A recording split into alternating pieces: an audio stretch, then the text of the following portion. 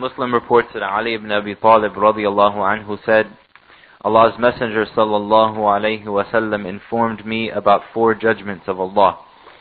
Allah's curse is upon the one who slaughters to anything other than Allah. Allah's curse is upon the one who curses his own parents. Allah's curse is upon the one who shelters a heretic. Allah's curse is upon the one who alters the landmarks. Okay, 4 things here, right? Ali ibn Abi Talib said that the Prophet ﷺ told me 4 things. Firstly, Allah's curse is on the one who sacrifices to other than Allah. And when Allah's curse is on someone, it means that he is removed from the mercy of Allah. That's all. If someone is removed from the mercy of Allah, it is as if Allah has cursed him. This is because every one of us needs Allah's mercy to live in this life and the akhirah. So the very fact that Allah removes a person from His mercy, he is cursed. Okay? This is in contrast to a human being. If you curse someone, you have to physically do something, either say it or... Why? Because you are not dependent on that human being. Whereas with Allah subhanahu wa ta'ala, every living object is dependent on the mercy of Allah. So if Allah removes an object from His mercy, that object is cursed. Okay? So the point is obviously very clear. Whoever sacrifices to other than Allah is cursed. Likewise, whoever curses his parents is cursed. Now how can someone curse his parents? The Prophet ﷺ described this in a hadith. Is that when a person curses another person's parents, and this is a very bad habit which unfortunately is very common also amongst many of mankind, is that when you get angry at someone, you curse his parents. You know, your mother was this, your father was that. It's a very, very evil habit. Okay? So the Prophet ﷺ said, when you curse another person's parents, that person's going to curse yours. So you have caused your parents to be cursed. So it's as if you have cursed them. Okay? You see this point? Is that when you curse another person's parents, what's he going to respond with? He's going to obviously curse your parents. So you have caused the cursing of your parents. So this is why definitely do not curse any Muslim or even the parents of a non-Muslim. It doesn't matter. You don't do this type of akhlaq. It's very bad akhlaq. لَعَنَ اللَّهُ مَنْ آوَى مُحْدِثًا. The third point, may Allah's curse be on one who shelters or who gives aid. Now he translated it as heretic, but a proper translation is an innovator.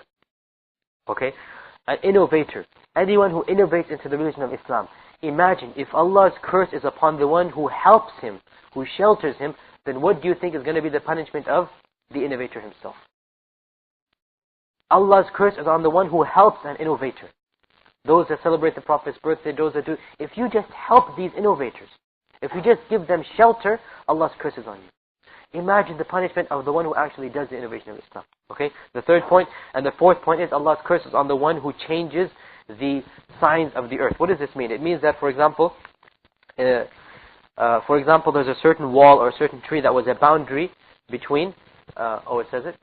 Oh, it changes boundary lines. Okay. Actually, the actual translation is the signs of the earth. Manar al-ard.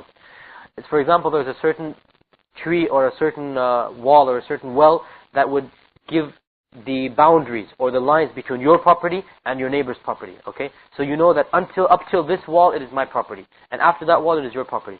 So if someone would secretly change that, trying to increase his property, then Allah's curse is upon him. So if you try to change the signs on this earth, in other words, you know, that sign by which boundaries are established, right? If you try to change them, then Allah's curse will be upon you. In other words, you're trying to increase your property or trying to misguide people. So the point is there are 4 people that are cursed here. The first one is the point that is relevant to this chapter, is that whoever curses or whoever slaughters to other than Allah, Allah's curse is upon him. Now, Ahmed reports that Tariq ibn Shihab narrated that Allah's Messenger sallallahu alayhi wasallam said, a man entered paradise because of a fly, and a man entered hellfire because of a fly. They, the companions, asked, how is that possible, O Messenger of Allah? He said, 2 men passed by the people who had an idol by which they would not allow anyone to pass without making sacrifice to it. They ordered one man to make a sacrifice. He said, I have nothing to present as an offering. The people told him, sacrifice something, even if it be a fly. So he presented a fly to their idol. They opened the way for him, and thus he entered the hellfire. They said to the other man, sacrifice something. He said, I will never sacrifice anything to any other than Allah, most majestic and glorious. So they struck his throat and killed him, and he therefore entered paradise.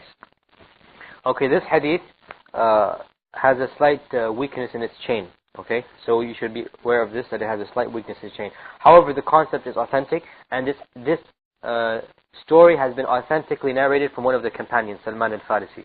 Okay, so the point is, this story gives you another principle, another if you like, evidence to use against this. But we have other evidences that we don't really need this da'if hadith anyway. But the point is, it just adds to what we already have before.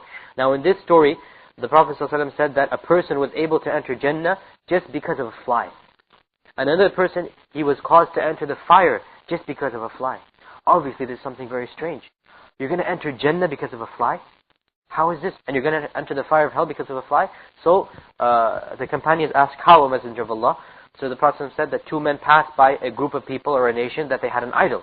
And they would not let anyone pass by that idol until they presented some object to that idol. Okay? So they told one of them, present something. Give something as a present to this idol. He said, I don't have anything. I don't have any money. I don't have anything to present. So they said, even if it's just a fly, present it. So he presented a fly, just as a token. Just as a token to this idol. And because of this, they saved him from death, but because of this, he caused his own death in the akhirah. In other words, the fire of hell was made obligatory upon him. The point is that when this person presented this fly, he didn't find it any problem to do so. He didn't do it out of fear of his life.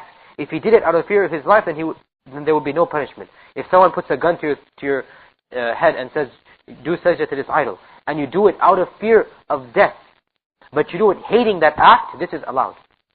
At the same time, if someone puts a gun to your head and you say, do sajda to this idol, and you say, okay, no big deal, I don't care, and you do sajda, not out of fear of death, and you don't find any problem in your heart, right? In this case, this is shirk. The same act. Outwardly, it's the same thing.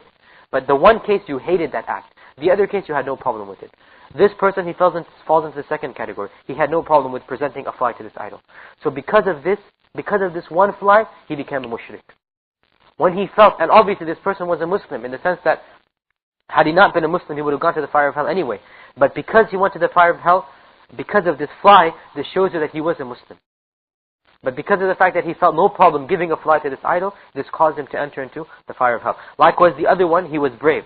And he said, I'm not going to ever do sacrifice to other than Allah subhanahu wa ta'ala, so you do with me as you please. Because of that, he was killed, his neck was chopped off, he became a shaheed, and because of the fly, he entered Jannah. Now obviously, you're allowed to, under pressure, do what they want you to do, as long as you hate it. But if you are brave and, you die as a martyr, obviously this too has its blessings to it.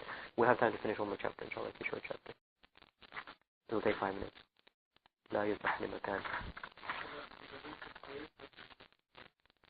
The hadith is da'if, but it's authentic to one of the companions, the statement of the companion. Mawquf, what is it? Yeah. Chapter number 11. Make no animal sacrifice for Allah in a place where sacrifice is made for other than Allah.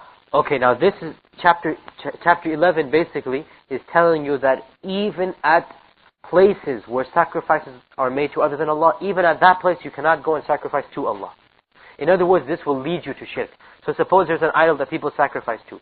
You're not allowed to take your camel or your goat there and say Bismillah right at the base of the idol. Even though you're sacrificing it for the sake of Allah, the very fact that you're doing it at this place where shirk is committed, this shows you, this is going to lead to shirk. So this might not be shirk. It is not shirk to sacrifice to Allah at an unholy place. But it leads to shirk. Therefore, this too has been prohibited. Now, the statement of Allah the Exalted, never stand therein. Verily the mosque whose foundation was laid from the first day on piety is more worthy that you stand therein to pray. In it are men who love to clean and to purify themselves. And Allah loves those who make themselves clean and pure. Okay, now this verse refers to a masjid that was built at the time of the Prophet ﷺ by the munafiqun, or by the munafiqin. Hypocrites, by Hafjaz. Hypocrites. The hypocrites, they built a masjid to cause harm to the believers. And it was very close to Quba. It was very close to the Masjid al-Quba, which is also one of the